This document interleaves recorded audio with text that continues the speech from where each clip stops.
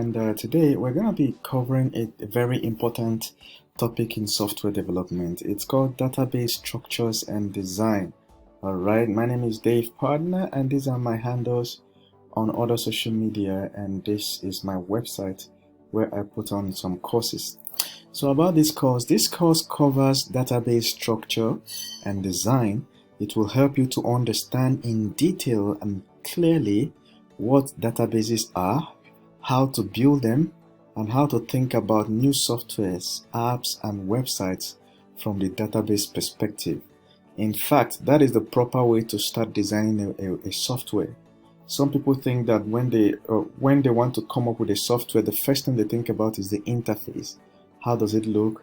Or they think about whether it's going to be a web app or mobile app, and how will the buttons feel? What language would you use to build it, which is like, is it JavaScript or PHP or whatever? No, all these things are peripheral. They're not as important as how will the app work. All right. So the thing standing at the core of how it will work is how the database is structured. And this is a non-technical course, which means we'll be using Excel sheets most of the times.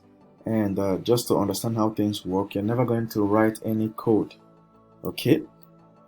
So let's look at databases. What is a database? A database is a structured set of data held or kept in any material or device that can retain it, which is the data, for later use, especially one that is accessible in various ways. So anything that you can add data to and come back and retrieve the data is called a database. And a good example is a book. For instance, you have a notebook, you open a notebook, you write. You understand what you're doing is you're adding data to that notebook for later use. You can come back tomorrow and the data you added is still there and you can retrieve it. Another good example is wall. When you draw graffiti on the wall, after drawing it and you pass, another person comes and they're able to extract the information from that wall, which is by just reading the graffiti on that wall. Okay, the body of living things is a database. If you look at your body, your legs, your knees, you see that your knee is keeping record of all the injuries you've had over time. Look at your hands, it's keeping record. Look at your face. Every time you have any injury, your body keeps record. But there's something about that kind of database is that over time it decays. That is, the information there is no longer loses its integrity. All right, over time, your body gradually starts to heal, and the information about that injury starts to disappear. Some of them eventually wipe off, some of them don't. Same thing with writing on a notebook or on the wall. All right. Now, coming to electronic devices, we have computers. A computer is basically a large database, a garbage in, garbage out device. You put in something, it retains it. Okay, does some processing. Now that's where it's a little different from other kind of databases. Computer is able to take information, work on it, produce some results, either save those new results or give it back to the person. That's why computers are different. A phone is basically a computer that can be held. A phone is basically a handheld computer.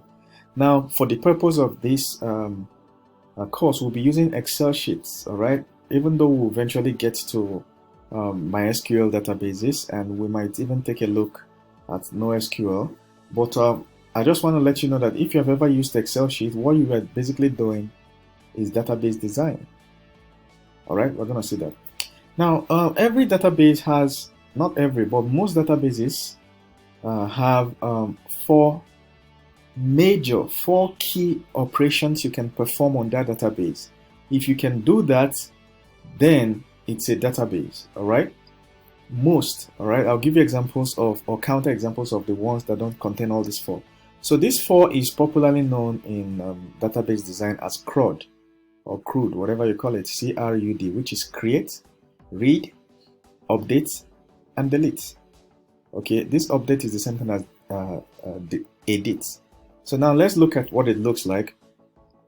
Create means when you're adding the information into the database. For instance, we could be adding the information of Let's say I get a notebook and I start writing an article about myself. The process of writing is called creating and creating information. All right. Now let's look at reading. So if I come back tomorrow to study for my exams and I open that book, what am I doing? I'm extracting the information on that book. That is to read. So once you save something in the database, most likely next thing you want to do is to read from it. Okay. Now let's look at update. Update means that you want to be able to adjust or modify the information you have there. For instance, there are some after writing an article and you submit it to your teacher, and your teacher is looking through it and sees some words you didn't spell correctly. What do? They cancel it and spell the word correctly above the word, and that's what they are modifying the information in that booklet. That is to update. So in a real life example, let's say a student signs up for the school in a school portal or website, and then when the first results come out, they realize that there was a mistake in their result. What do?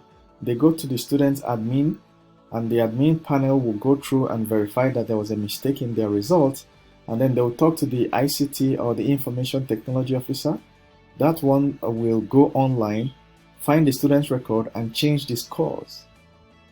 Okay, so delete means you no longer want the information there. What do? You wipe it off. It's that simple. Okay, so let's say there's a graffiti you drew on the wall, and tomorrow the management doesn't like that graffiti. What do? They get a painter to paint over it, and then it's deleted. Or they screed it. There's something they call screeding, to scrape it out. Then they paint it. So there are a lot of things you can do on databases, a whole lot more functions, but these are the basic ones. But let me just show you how some of these things are connected. So create is straightforward. It's atomic. You create. Read is atomic. But for you to update something, you have to first of all read it. All right. So for you to be able to go into a certain database, find the data and update it. For instance, if you saved somebody's name as a phone contact on your phone and you want to modify this person's name, all right, you have to first of all find it. That process of finding it among your contact list is called reading. When you find it finally, you observe it, that's reading. All right, then you edit it or update it or modify it. It's the same thing. Now the same thing with delete. For you to delete something, you have to first of all find it. All right, you find what you're looking for, and then you delete it, you remove it from the database. So these last two depend on this first two to have happened first. So there are databases that don't allow these last two. For instance, blockchain databases. You've heard of blockchain, Bitcoin. You can only add information into Bitcoin. You can't remove it. You can't modify it. That's why it's called blockchain. You understand? So it's a trustless system. You can't modify it. So if a transaction happens, nobody on a Bitcoin network, nobody on earth can modify it. It's there. It's there. So that Bitcoin database does not have update and delete. It only has create and read. You can only add information there, and you can only retrieve information from there. You can modify. That's why it's a very powerful system, because it's good for financial transactions. You understand? There's nobody, no matter how corrupt they are, they can't get into Bitcoin and modify whatever transaction that has already been there. And the only other thing that makes Bitcoin interesting is that the database is open to everyone. Anyone can access it and see what has happened there. That's why it's revolutionary. Okay? So we've seen examples of natural databases. Like I said, here are types of database systems. All right? There are ways in which computers handle their databases, or databases are designed inside computers. That's what a database system is. All right? So there are hierarchical databases, network databases, relational databases, object-oriented, graph databases, ER model databases, and document and NoSQL databases. But for the purpose of this lecture, we're going to be focusing on the most popular one today, which is relational databases. All right, almost all websites are built on relational databases. Almost all. Facebook, Google, Twitter, YouTube, almost all websites, even this one that you're using to watch this video, almost all of them. All right. But then there are other types of interesting databases I'll casually mention along the way, which is NoSQL databases and document databases. Basically, they are the same thing. All right. Basically, NoSQL databases save information using documents. All right. Key value pairs in JSON. If you know what JSON is, you understand. If you don't know, it's okay. So they say that's how NoSQL saves data. Relational saves data in rows and columns. All right, don't worry, I'm going to show you. This is just an introductory phase. I'm just doing a lot of theory. We'll get to practical so you understand in detail what I'm explaining. All right. Okay, so usually NoSQL databases, they are used when mostly when the database being designed will be connected to an app that needs a lot of real-time information.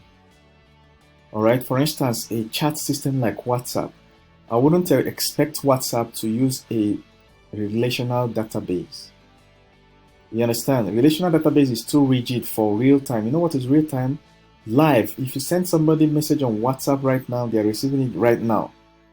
Okay, they don't need to refresh their WhatsApp to see your message. But there are some websites like this Google page. For instance, if I search on this Google page, all right, if any of the information here have changed, I will not see it until I refresh.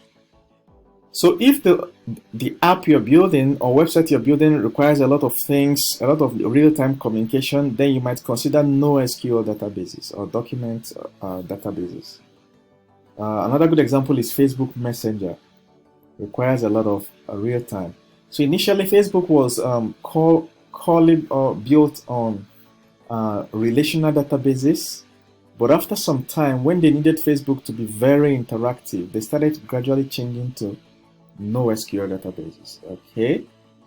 All right. That's enough deep in NoSQL. If you want to research any of these things I'm saying, feel free to type it on Google. Look at this one: difference between NoSQL and document databases. I have here. In fact, document databases maintain sets of key value pairs within a document. Of course, don't worry if you don't understand what they're saying here. Like I said, I'm going to show you. By the time I show you, some of these things will make sense. Okay. So just do your googling and you'll find out. So a bit of background about NoSQL, about relational databases. This is the genius of a man that came up with the concept of NoSQL databases in 1970. His name is Edgar Cord. He's a PhD holder. All right. In fact, some of the concepts he brought out were only implemented in 2010. Something he proposed in 1970. Years after he died, 7 years after he died, was when they implemented something called self-replicating computer systems. But at the same time, he suggested relational databases, which was implemented within the decade. All right, and that's where how Oracle was designed. So if you go to his Wikipedia page, Edgar Cord, and you search for the word Oracle, just read his biography and work. If you search for Oracle, you will see that that's how Oracle was built. Somebody read his document and decided to build Oracle out of it. Okay, Larry Ellison was the guy that built Oracle, but he built it on top of this man's work. Okay, remember, this man did not build anything. He just wrote a book outlining the proper way to build databases, which he called Edgar Cord. All right, good. I just felt it was important to pay due respect to the legend that came up with the concept. All right, I think we've done a justice to the introduction of this course, and we're just going to look at a few more things before I complete this video, and then we can go to practicals in the next video. Now, what is a relational database? Okay, I think this is wrong. What are relational databases? Okay, a relational database refers to a database that stores data in structured format. Okay, the main difference between relational and NoSQL is that NoSQL format is not exactly structured. It can take any form, but relational is structured. So it uses rows and columns. Remember what I told you about Excel, rows, and anywhere you see any database that has rows and columns is most likely relational, okay? This makes it easy to locate and access specific values within the database. It's relational because the values within each table are related to each other, okay? So the student in a student portal is related to the student's result. The student result is related to the exam that the person took. The exam is related to the scores. The score sheet is related to, they're all related. So they're all connected. I'm going to show you examples. This type of database was proposed by Edgar Cord in 1970.